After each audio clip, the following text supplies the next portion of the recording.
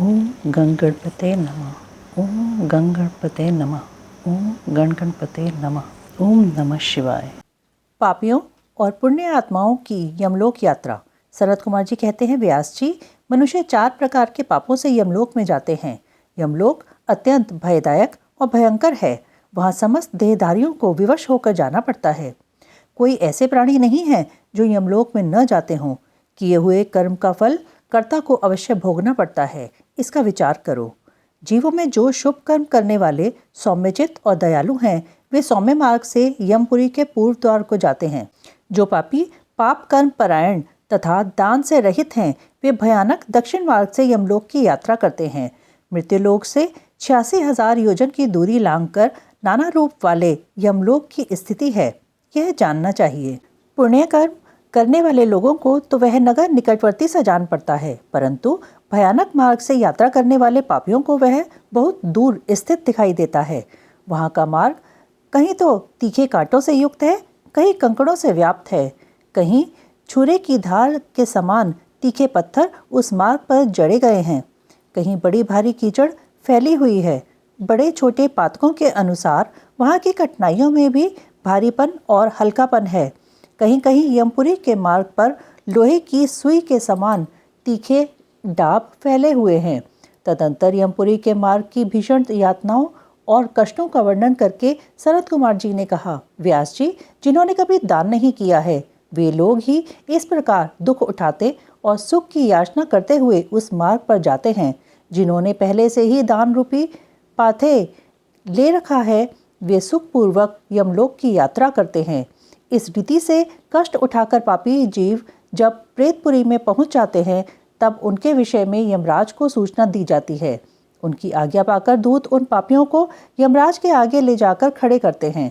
वहाँ जो शुभ कर्म करने वाले लोग होते हैं, उनको यमराज स्वागत पूर्वक आसन देकर पाद्य और अर्घ निवेदन करके प्रिय बर्ताव द्वारा सम्मानित करते हैं और कहते हैं, वेदोक्त कर्म करने वाले महात्माओं, आप लोग धन्य हैं जिन्होंने दिव्य सुख की प्राप्ति के लिए पुण्य कर्म किया है। अतः आप लोग दिव्यांगनाओं के भोग से भूषित तथा संपूर्ण मनोवांछित पदार्थों से संपन्न निर्मल स्वर्गलोक में जाइए।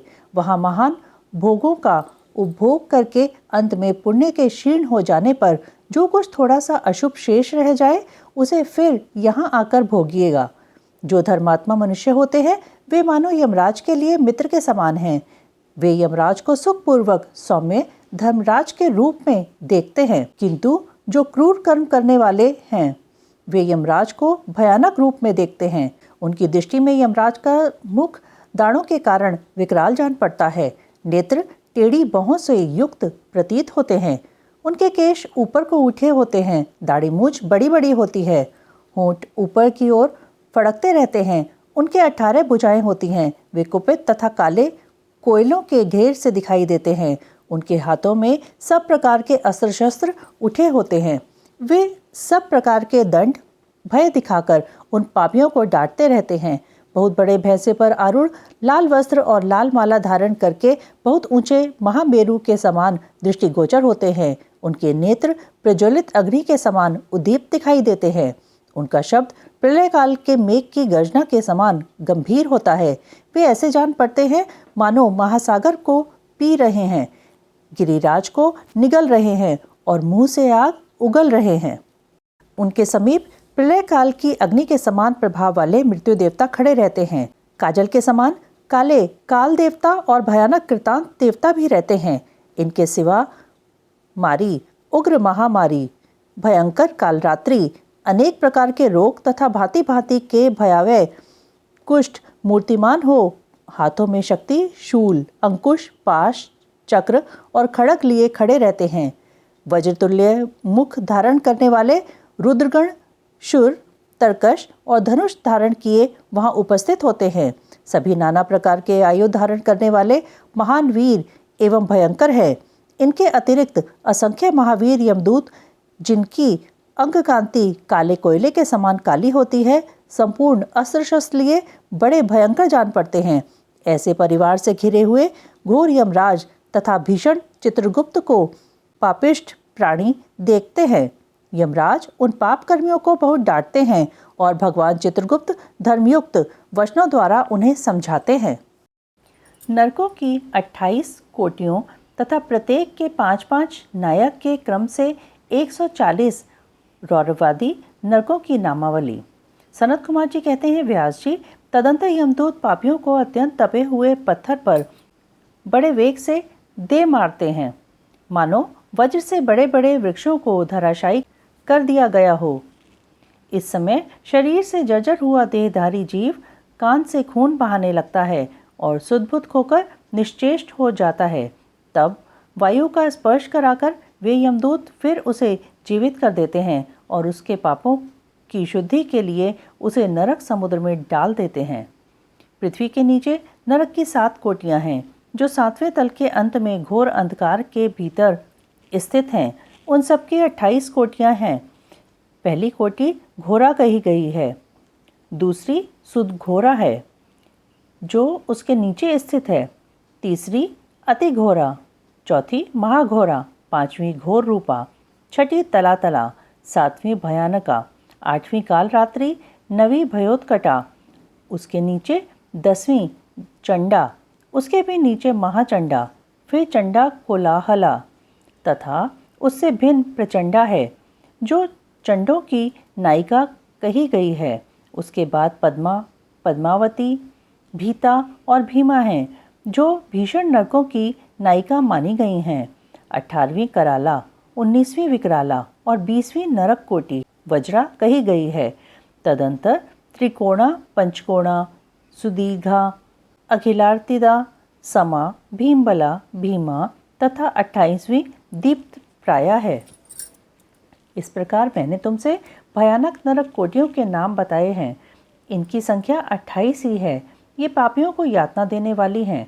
उन कोटियों के क्रमशः 5-5 नायक जानने चाहिए। अब उन सब कोटियों के नाम बताए जाते हैं, सुनो। उनमें प्रथम रौरव नरक है, जहाँ पहुंचकर देहधारी जीव रोने लगते हैं। महारौरव की पीड़ा से तो महान पुरुष भी रो देते हैं। इसके बाद शीत और उष्ण नामक नरक हैं। फिर सुघोरा है।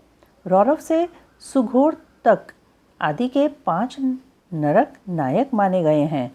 इसके बाद महातीक्ष्ण, संजीवन, महातम, विलोम, विलोप, कंटक, तीव्रवेग, कराल, विकराल, प्रकंपन, महावक्र, काल, कालसूत्र, प्रगर्जन, सुचिमुख, सुनेति, खादक, सुप्रपीडन, कुंभिपाक, सुपाक, क्रकच, अति दारुण, अंगाराशि भवन, मेरु, असृक प्रहित, तीक्ष्ण तुंड, शकुनी, महासंवर्तक, क्रतु, तप्त जंतु, पंकलेप, प्रतिमास, त्रपूद्भव, उच्छ्वास, सुनिरुच्छ्वास, सुदीर्घ, कूटशालमली, दुरिष्ट, सुमहावाद, प्रवाद, सुप्रतापन, मेघ, वृष, शाल्म, सिंहमुख, व्याघ्रमुख, गजमुख,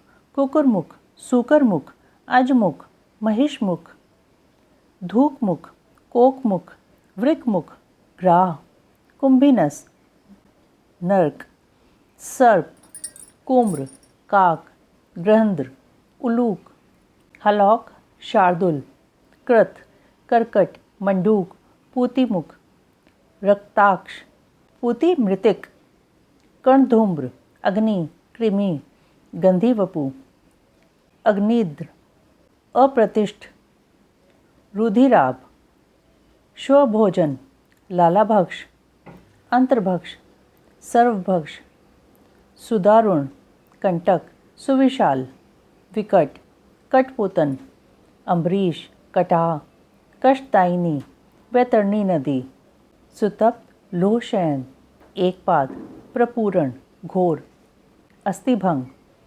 सुपूरण, विलातस, असुयंत्र, कूटपाश, प्रमर्दन, महाचूर्ण, असुचूर्ण, तप्त लोहमय, पर्वत, शुरधारा, यमल पर्वत, मूत्रकूप, विष्ठाकूप, अश्रुकूप, शीतल शारकूप, मुसलोलुखल, यंत्र, शिला, शकट, लांगल, ताल पत्रवन, असी पत्रवन, महाशकट मंडप, सम्मोह, अस्थिभंग, तप्त, चंचल, अयोगुड, बहुदुख, महाक्लेश, कश्मल, शमल, मलात, हालाहल, विरूप, स्वरूप, यमानुग, एकपाद, त्रिपाद, तीव्र, अचीवर और तम।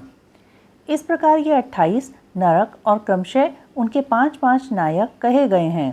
28 कोटियों के क्रमशः रौरव आदि 5-5 ही नायक बताए जाते हैं। उपयुक्त 28 कोटियों को छोड़कर लगभग 100 नरक माने जाते हैं और महानरक मंडल 140 नरकों को बताया गया है। ओम नमः शिवाय, ओम नमः शिवाय, ओम नमः शिवाय।